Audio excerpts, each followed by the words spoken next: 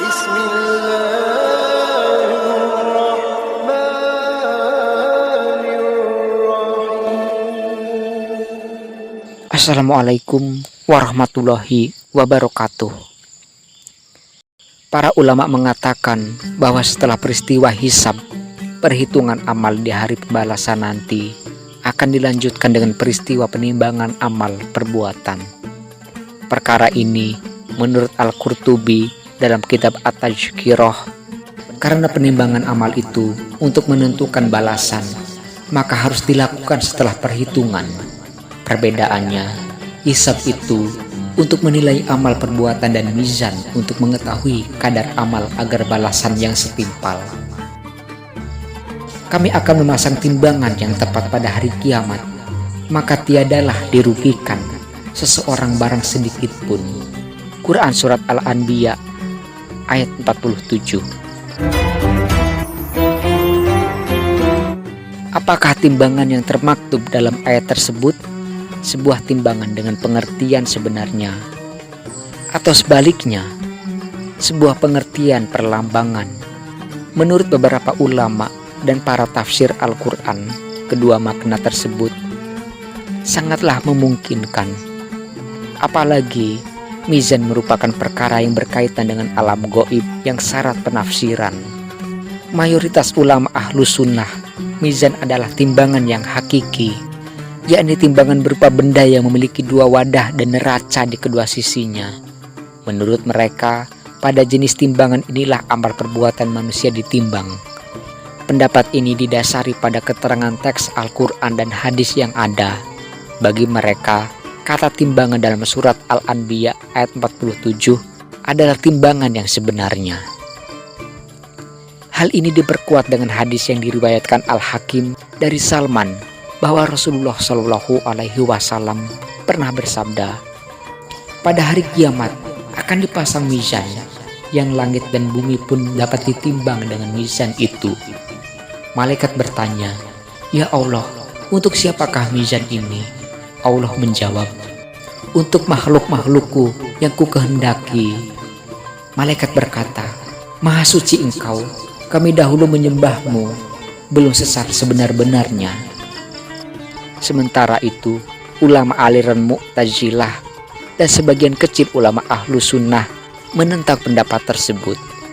Menurut mereka, sebagaimana dilansir Al-Qurtubi dalam At-Tazkirah, sesuatu yang tidak berupa benda itu mustahil bisa ditimbang karena memang tidak bisa berdiri sendiri. Karena itulah mereka menafsirkan timbangan atau mizan itu dengan keadilan. Lebih dari itu, Imam Mujahid Ad-Dahhak dan Al-A'mashi berpendapat bahwa mizan itu ialah pertimbangan dan keputusan. Mereka mengambil contoh seperti ucapan yang sudah cukup lazim. Ucapan ini berdasarkan pertimbangan. Yang dimaksud dengan kalimat pertimbangan adalah keputusan. Pendapat-pendapat mizan secara simbolik atau bukan sesungguhnya.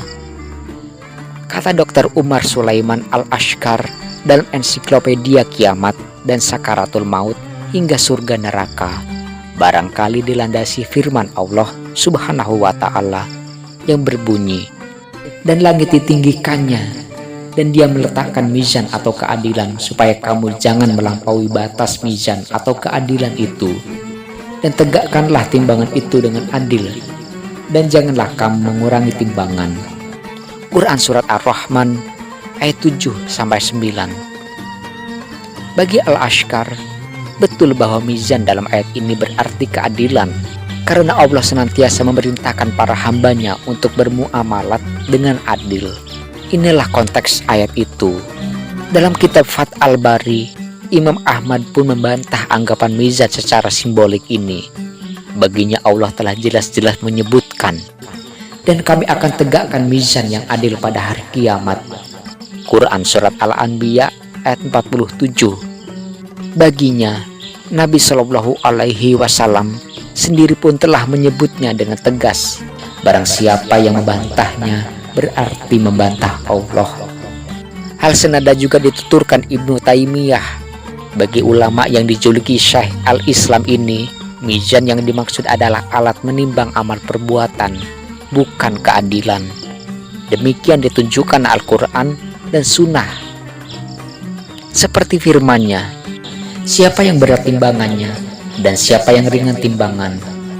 Quran Surat Al-Mu'minun ayat 102 sampai 103. Sedangkan dalam Sahih Al-Bukhari dan Sahih Muslim diriwayatkan dari Nabi Shallallahu Alaihi Wasallam bahwa beliau bersabda, ada dua kalimat yang ringan diucapkan tetapi berat dalam timbangan dan dicintai oleh Ar-Rahman, yaitu Subhanallah wa bihamdihi dan Subhanallah al-Azim.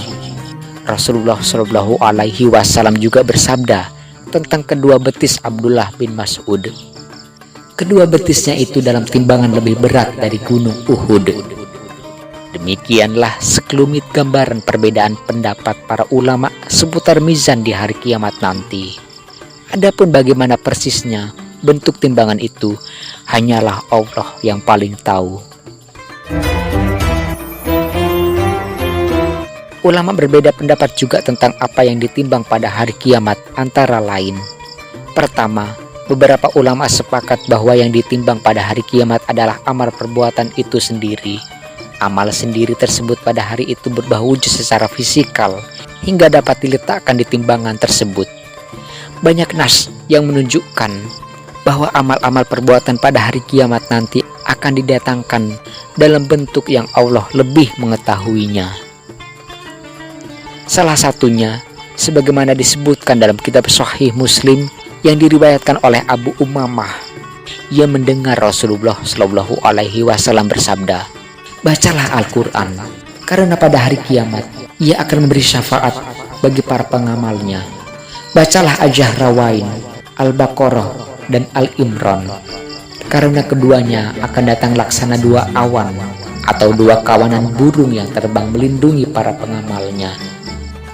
Pendapat ini diperkuat oleh Ibnu Hajar Al-Asqalani. Katanya, yang benar ialah amal perbuatan yang ditimbang. Kedua, yang ditimbang adalah manusia, yakni orang yang melakukan perbuatan banyak. Nas menunjukkan bahwa manusia akan ditimbang pada hari kiamat. Berat atau ringannya tergantung kadar keimanan mereka, bukan berdasarkan tubuh atau banyaknya daging dan lemak di tubuh mereka. Tentang hal ini sejalan dengan sabda Nabi yang berbunyi, pada hari kiamat nanti ada seseorang lelaki yang besar dan gemuk, tetapi ketika ditimbang di sisi Allah tidak sampai seberat sayap nyamuk. Lalu beliau bersabda, bacalah, dan kami tidak menilai atau tidak menghargai amal mereka di hari kiamat. Ketiga, yang ditimbang adalah lembaran-lembaran catatan amal perbuatan. Pendapat ini berdasarkan hadis Rasulullah Shallallahu Alaihi Wasallam yang bersabda, pada hari kiamat Allah akan memisahkan salah seorang dari umatku di hadapan seluruh makhluk. Kepadanya disodorkan 99 buku catatan. Panjang setiap bukunya sepanjang penglihatan. Allah bertanya, adakah yang engkau ingkari dari buku ini? Apakah para penulisku yang mencatat telah melalimimu? Orang itu menjawab, tidak Tuhan. Allah bertanya lagi, apakah engkau memiliki alasan? Ia menjawab, tidak Tuhan. Allah berkata, baik, dalam catatan kami engkau memiliki kebaikan. Tidak ada kelaliman hari ini. Lalu dikeluarkanlah sebuah kartu yang berisi 2 kalimat syahadat. Allah berkata, hadiri penimbanganmu. Orang itu berkata, apakah maksudnya kartu dengan buku-buku ini, wahai Tuhanku? Allah menjawab, engkau tidak dilalimi. Buku-buku itu diletakkan di salah satu daun timbangan dan kartu itu di daun yang lain. Ternyata buku-buku itu ringan dan kartu itu berat. Tidak ada yang berat dibandingkan dengan nama Allah. Hadis riwayat Tirmizi. Menurut Asy-Syafarini, yang ditimbang itu adalah lembaran-lembaran catatan amal. Hal ini dibenarkan oleh Ibnu Abdul Albar, Al-Qurtubi, dan Syekh Mar'i dalam Bahjahnya. Dari ketiga pendapat tersebut, Syekh Hafiz Al-Hukmi dalam Ma'arij Al-Qabul menyimpulkan bahwa yang ditimbang itu adalah ketiga hal tersebut: manusia, amal, dan lembaran-lembaran amalnya. Sebab tidak ada nas yang secara pasti menetapkan penimbangan salah satu dari ketiganya. Jika keseluruhan nas itu digabungkan, dapat dipastikan bahwa penimbangan itu untuk ketiganya. Sementara itu, amalan hamba yang paling berat ketika ditimbang adalah akhlak yang baik. Nabi Shallallahu Alaihi Wasallam bersabda, sesungguhnya yang paling berat dalam timbangan seorang hamba pada hari kiamat adalah akhlak yang baik. Sesungguhnya Allah membenci perbuatan keji dan kotor. Hadis riwayat At-Tirmizi.